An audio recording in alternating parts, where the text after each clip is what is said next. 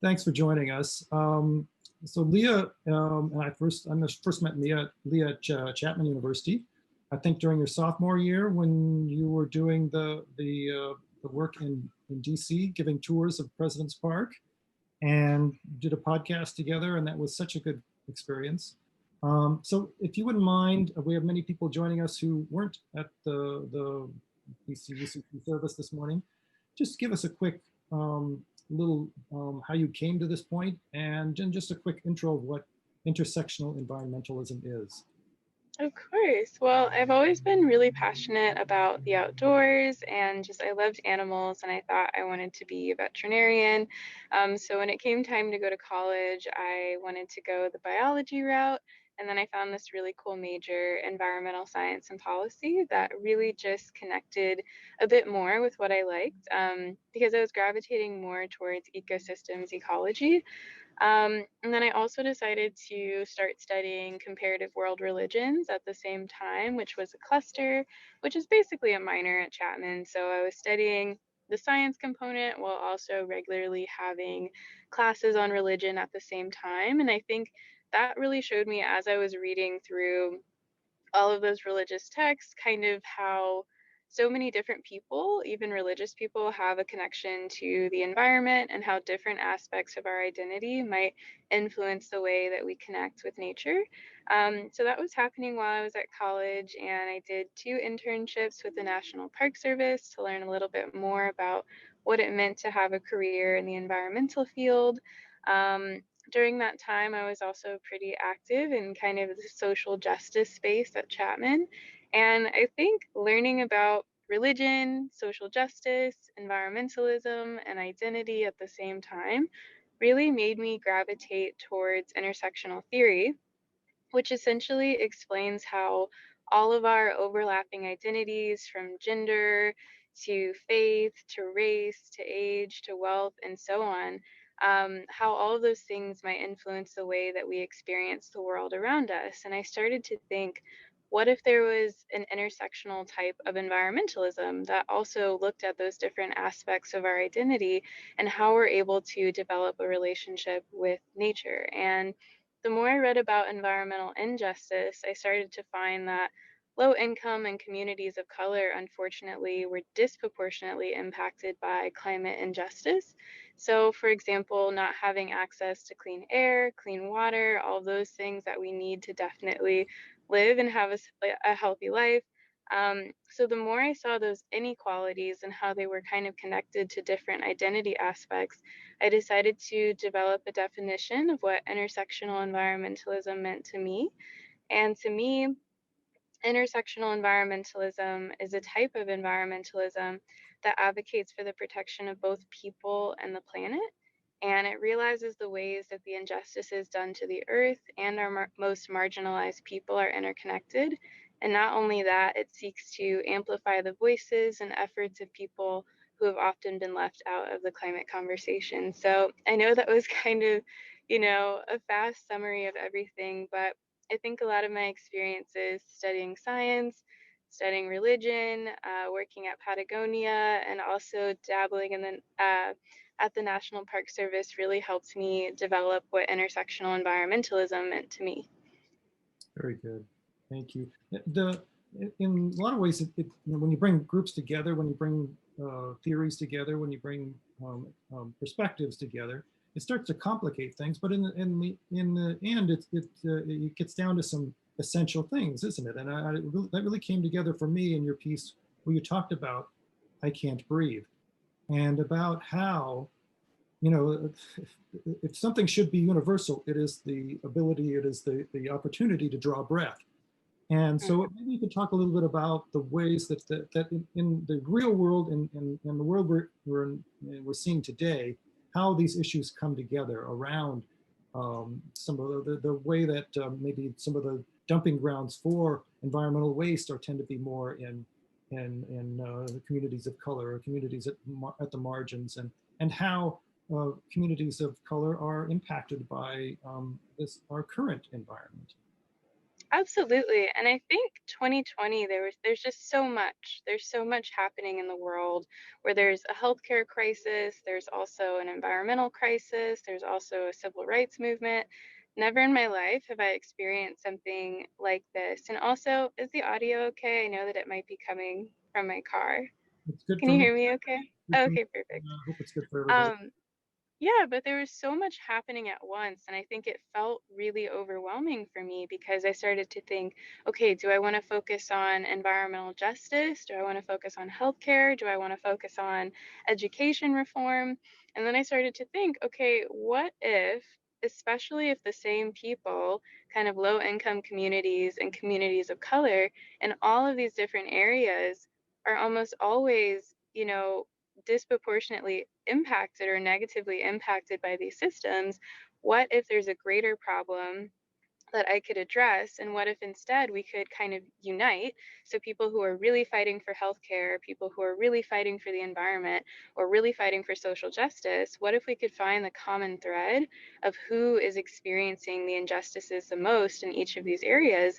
And for me, that actually felt a lot less overwhelming to kind of address it all at the same time, or that common thread of systemic inequality that kind of floats through all of these different areas.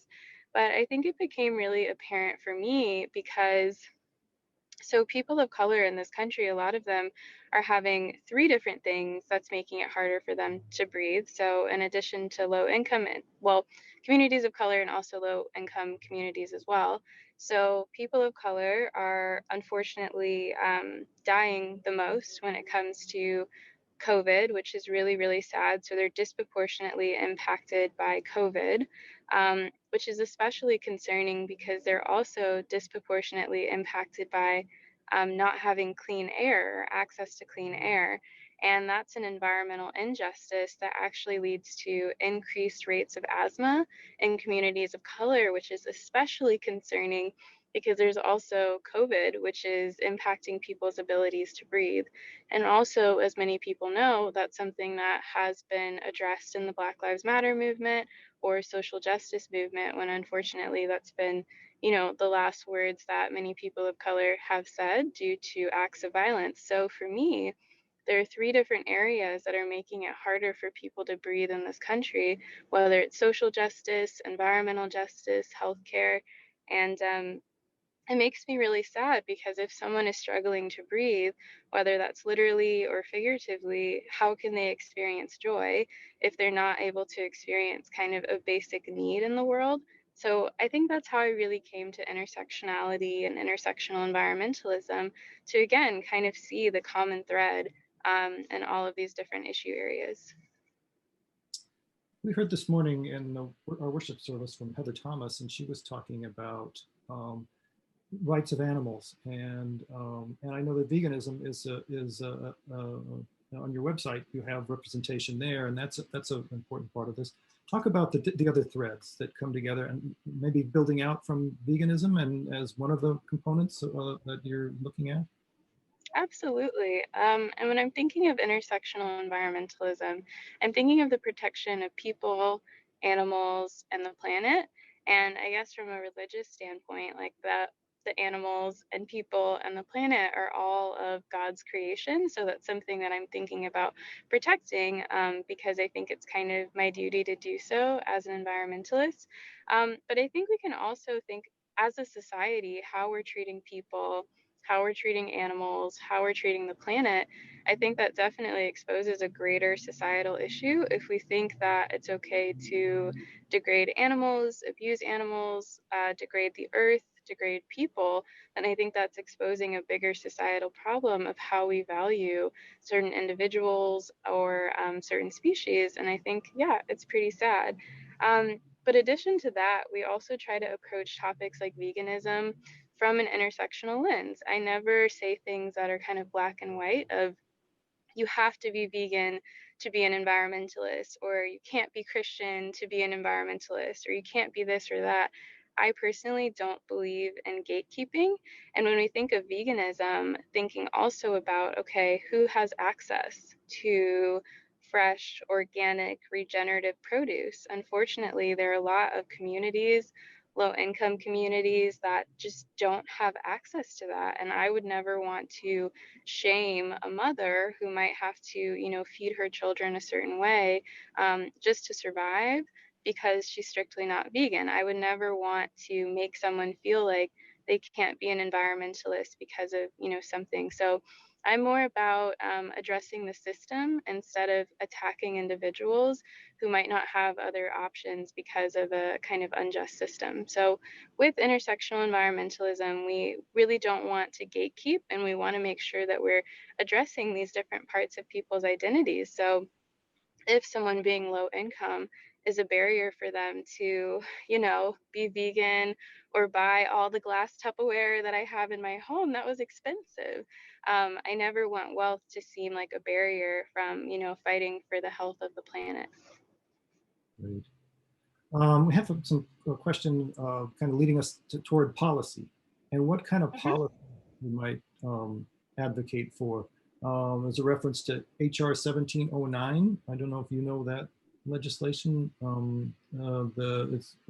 It regards scientific ethics. So if you want to be more broad about the consideration there. And then the IPCC report, 2014 report about, and just maybe you just want to talk in general about policy and what you see that you think we who advocate might support, and just how we can be better advocates for policy Yeah. that addresses these injustices. So I won't get too policy specific, but one thing that I will say is there are a lot of unlikely allies in the policy space, and I don't think environmentalism or the protection of the planet needs to be something that has to be super partisan. And something that makes me incredibly happy is looking at the data that Generation Z, regardless of being identifying as a Democrat or a Republican, a lot of them, actually, the majority of them, are concerned about the health of our planet. And I'm seeing a lot of more so conservative politicians starting to advocate for the protection of green jobs. So that's just something exciting that I've been seeing lately, and something that I try to do to find unlikely allies in this fight. But something that I'm also really excited about is environmental justice kind of coming to the mainstream of policy. I don't want to sound too partisan, but I was looking at Joe Biden's environmental justice plan. And regardless of feelings there, I was really excited. This is the first time in my life that I saw environmental justice addressed in those terms. And again, that's saying that a lot of politicians want to address who is being impacted most by climate injustice. And they want to look at the communities that are constantly being faced with inequity in the environmental space, the healthcare space, the education space. And I think that it's really beautiful that politicians are starting to ask, okay, so we know the climate science, we know what's happening with the environment, but who is actually being impacted? And if it's the same people over and over again, how they can address that to make it so it's not the case. Very good. In that vein, in that spirit of more and more people coming to this issue, and it's less about whether we should act; it's about how we act to address this crisis. And you spent some time in the Nicodemus. Talk a little bit about that experience in Kansas, where when you were working with the Park Service, and that posting that you had, and what you learned from it. That was such a beautiful experience. And I think it's really funny because I really wanted to be a park ranger. That was kind of my dream in college. Things have changed, but that was my goal. And I applied to work at, there's basically like a matching system for the Park Service through the Student Conservation Association, and it'll like match you with a park. So, of course, I was thinking Yosemite or the Grand Canyon. I wanted to go to one of those places, but I applied so late. So the only parks that were left were basically the least visited parks of the entire National Park Service system. So I found this park, Nicodemus National Historic Site and Park, and in the middle of Kansas, they had maybe 3 visitors a day on a good day. So I went to Kansas. And it was one of the most beautiful experiences in my life that was so healing, because this was the summer after, I think, the start of the Black Lives Matter movement in 2014, which unfortunately impacted my hometown of Florissant, Missouri, which is very close to Ferguson. So I was just feeling a lot of sadness because of kind of the political turmoil that was happening. And then when I got to Nicodemus, I learned that it was actually the first town west of the Mississippi that was created by freed African Americans after slavery. So with their freedom, they had nothing, but they started their own town. They lived in dugouts, they dug holes in the ground, and they lived in the soil because who cared? They had their freedom and it was so beautiful. And they built one of the first churches in the area, one of the first school systems, one of the first post offices. So while I was there, I was able to see how the National Park Service system was also preserving my history at the same time. And being there with some of the descendants of the town in this kind of rural farming community with the, annual wheat harvest, it was so beautiful to experience that history of resilience. And it made me think about things a little bit differently because I was able to connect with, you know, essentially my ancestors and people that, with their freedom created a new town and there was rebirth. And I think that inspired me to have a more positive and optimistic outlook on life, and also understand that my history and culture is preserved in the Park Service system as well. And you also came in contact with people who kind of saw you as representing the federal government, and you Oh yeah. took on that perspective as well, and had those Yeah. interactions that kind of were a bridge of sorts. That was really funny. So, basically, I came to this town, and some of them were descendants of the town. So some of them were African American, but it was also a very primarily like white and rural town, and I had never experienced anything like that. And I remember I was going through the only store, like one of the few stores, just to buy a couple things, and someone stopped me and said, "Well, who are you kin to? Like, why are you here? What are you, what are you doing?" And I just said, "Okay, I'm with the park." And they're like, "Okay, the park."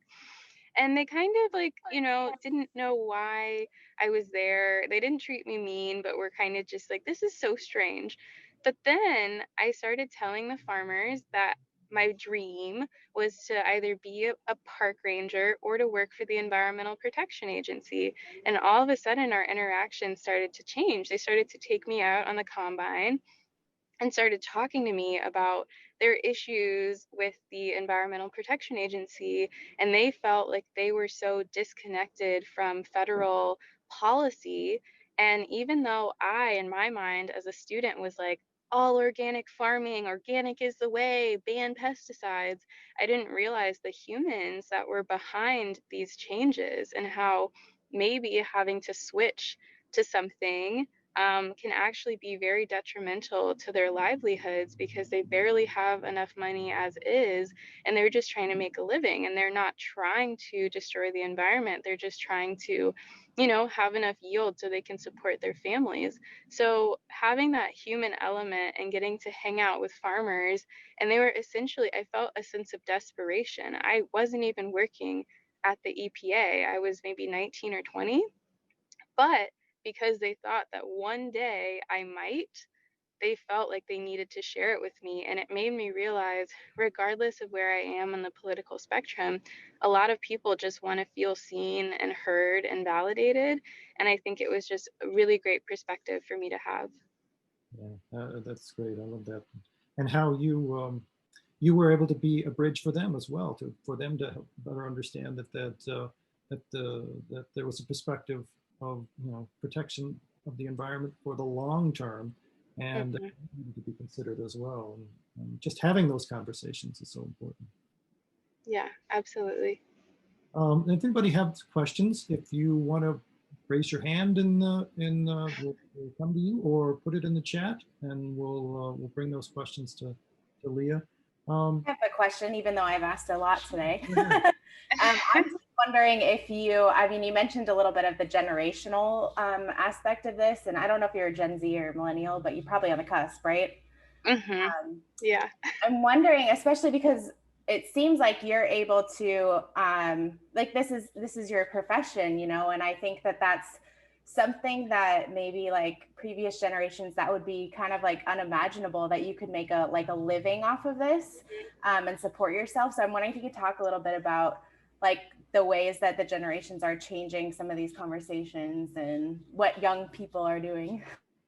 Absolutely. I think that's so funny. And yeah, I'm kind of on the cusp. I'm like a baby millennial, older Gen Z, like right in the middle.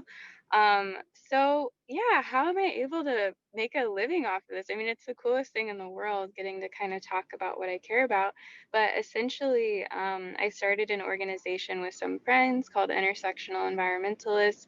And right now we're like heavily relying on donations from people to be able to kind of fund the work that we do, which is primarily education and research. So trying to take so when I was studying environmental science and policy, I love the science, but I realized when I would try to talk to just the everyday person about it, it almost felt like it was a barrier. And I know that having access to the education that I did, especially Chapman, is expensive. That was such a privilege, and not everybody has the privilege to be able to have access to that education.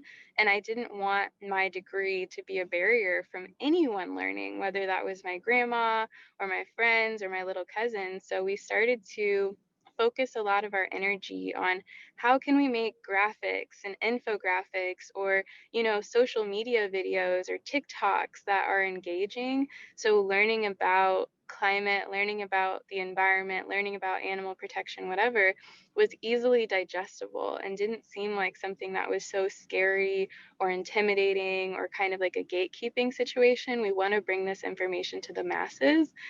So I guess my job primarily is exploring creative ways to break down this information and make it more accessible, and also kind of just speaking about environmental justice and intersectionality, and also just having fun. It's cool that I get to do that as well, like on social media, just share little bits and pieces of my life. But yeah, that's what I'm up to. What would you suggest for the rest of us? What steps should we be taking? What can we do in our lives as individuals and as a community to make a difference? That's a great question. I think the first thing that I like to say is really just listening. And I know that might sound really silly, but I've learned so much. For example, as an able bodied person, I hadn't really thought about disability and accessibility a lot in my life. However, I just started following on social media a lot of disabled climate activists or accessibility advocates. And I learned so much about how I can be a better ally for that community to make sure that they feel included. And even when I was a National Park Service ranger intern, I didn't think about how some of the national parks aren't accessible for people who might be in wheelchairs or might not be accessible for everyone. So just by listening and learning, and I didn't let my defensiveness get in the way, because I think that happens sometimes when you realize there's another perspective you may have been ignoring or not listening to. It doesn't make you a bad person, but again, I never thought about accessibility because I didn't have to. And when I first learned about it, I could have gotten really defensive and said, well, I didn't know, I didn't have to know, and I could have made that other person feel bad. But instead, I had to kind of check my ego and just sit back and listen, and really just listen to the advocates in the space. So people can do that. I'm very social media focused, obviously, but it's such a great way to receive information, like following different activists from different identity groups. I've been really trying to learn about Indigenous history. That was, again, a really big oversight of mine that I didn't learn about a lot. And I'm doing that by people can go to intersectionalenvironmentalist.com. We have an Intersectional Environmentalist Council made up of about 20 different climate activists from different identities. Some are Indigenous, some are really religious, some are from the LGBTQ plus community. And just by connecting with them, I've been able to learn so much. And also just having conversations with people and allowing them to share, and just get it out there. I think that's the first step. And after you listen, then amplify their messages that might not be heard.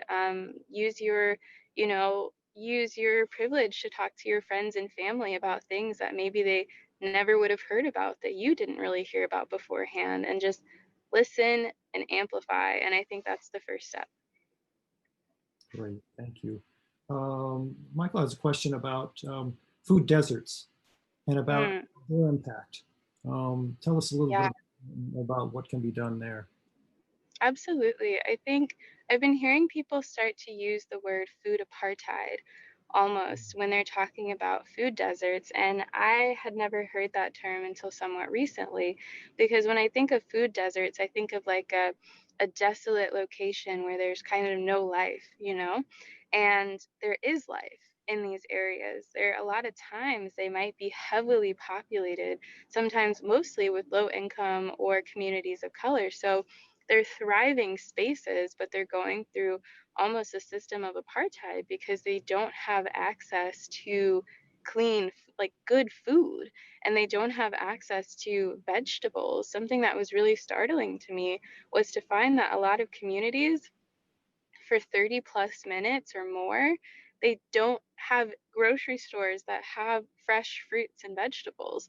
So their only option really is sometimes fast food or canned food or different things like that. So basically with food deserts, there are communities that just don't have access in the same ways that we do. And I think it's really important to help those communities in some ways, whether it's supporting a community garden or really asking those communities, like, what do you need, or finding ways to bring fresh food. Because even the conversation on veganism, sometimes they forget that some people literally are an hour plus away from clean vegetables. So the solution is not necessarily shaming these people, but finding ways to get good, healthy food into these neighborhoods, and especially in public schools, because if they're not being fed nutritious foods, again, like how can you experience joy and like have a real shot at life if you're not really, if you don't have access to all of those great nutritious foods?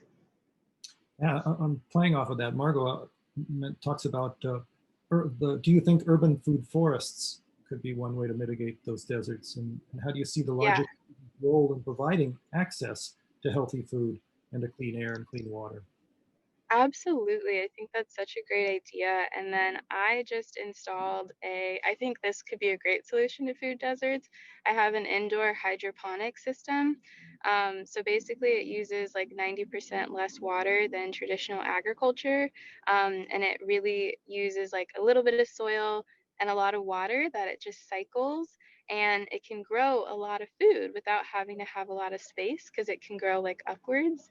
So that's just one thing that I have. I think people should bring hydroponic systems to some of these areas because they don't take up a lot of space, don't use a lot of water or energy, and can provide really good, nutritious foods.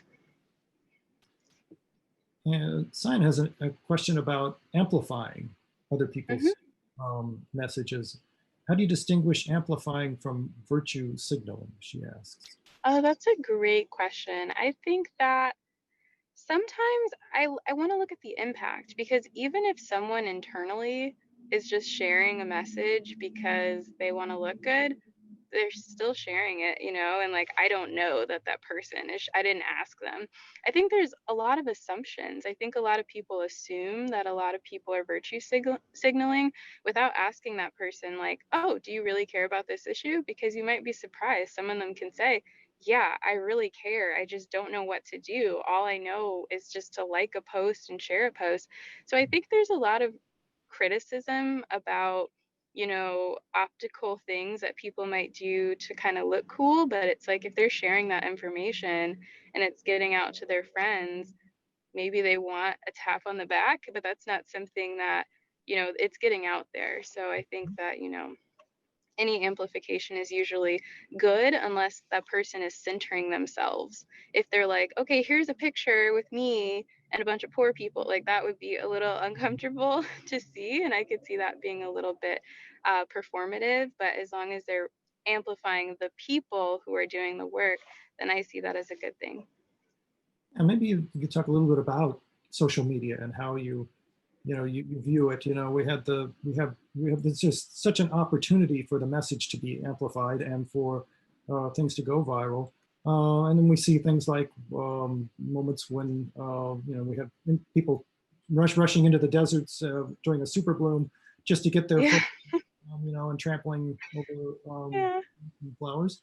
And so, you know, Mhm. how do you navigate in that space and see that as a good, making sure it's a positive thing? Yeah, I've seen both sides of it. So, for example, for me, my entire career, intersectional environmentalism is a thing because of Instagram, which is so strange to me. There are colleges that are making classes based off of something that I posted on Instagram, like, which is insane. So I think in some ways it can be good because there's so many users on social media. And I think lately people have been thinking, okay, how can we use this tool for good? Because everyone's stuck inside. How can we make it so we're actually able to spread educational information in a new way that people might really actually want to engage with? So I think it can be used as an educational tool, but of course, nothing is perfect and it can be used in a really bad way too. There's been a lot of environmental degradation, as you mentioned, just because people want to take a picture in an aesthetic spot. So I think there needs to be more education about what it means to be an ethical influencer, what it means to be ethical in your social media practices, so you're not degrading the environment or people in search for that kind of one perfect picture. But again, I think it can also be an incredible tool for revolutions, for changes, for political changes when used the right way. Right. Well, we're at 11:32, and if you need to go, or if you can extend this a little bit, or how are we doing on time? We are doing good. I do have to run, unfortunately, but it's been so lovely being here, and hopefully we can have, a follow-up at some point, like a round two. I would love that. Would love that. Thanks so much, Leah. Appreciate it. Thanks for making the time. Thank you. Look forward to connecting again. Of course. Thank you, everyone. Bye. Thank you, Leah.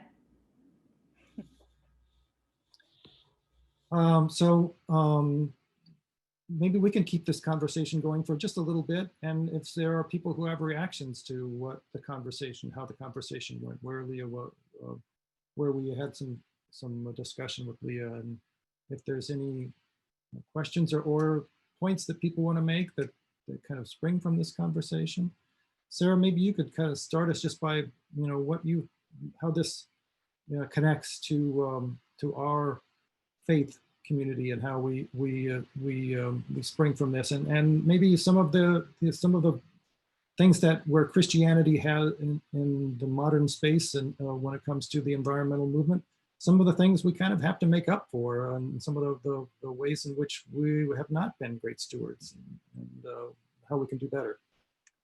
Yeah, I think especially for our particular church, where we call ourselves progressive Christians, and so we spend a lot of our time figuring out how to repair harm that's been done by the church. If that's racism, environmental degradation, any number of things that the church has been on the wrong side of history for forever.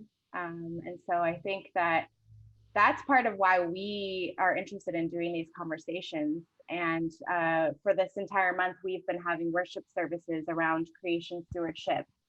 And so I think that for us as people of faith, and Leah touched on this in our worship service earlier, I'll put the link in the chat in case anyone wanted to go back and listen to her. I'll let you know where she starts. We have to care for the planet because for us, we see the earth and the spirit as one. And so if we're not caring for the planet, we're not caring for God, and we're not caring for God's creation. And she put that amazingly well. So I think that I am just excited that we are doing things like this, and that even in the midst of total crisis, and that we're not limited by being physically in a building. We can gather here and Zoom, and we can have these important conversations. And I think that from my vantage point, Christians and people of faith, in my particular lens, are the ones that have to be leading the charge because we've done so much of the harm in the past. That's kind of my perspective on things. And Thanks, Sarah. I appreciate that.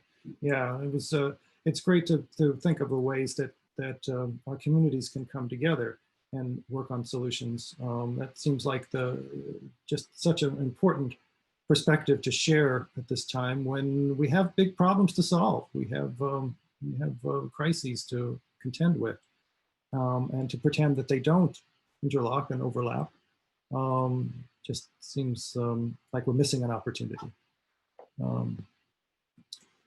Well, thanks everyone for being with us today. Really appreciate that Leah was able to share her perspective, and we were able to spend some time with her. We will follow up and see if we can't do some follow-up time and keep this conversation going. Maybe we can set up a panel that would include other voices that come to this through intersectionality. And we'll look forward to plugging you into that. If you want more information, please share your email address in the chat, and we'll be happy to plug you in going forward. If you have other suggestions for future voices to bring to these conversations for future topics, we'd love to hear them. And I'll make this, we've recorded this and we'll make it available to via our site, Facebook page, and also through the Citizens Climate Lobby in North Orange County Facebook page. And thanks very much. Appreciate everybody attending. Thank you all. Bye-bye. Bye.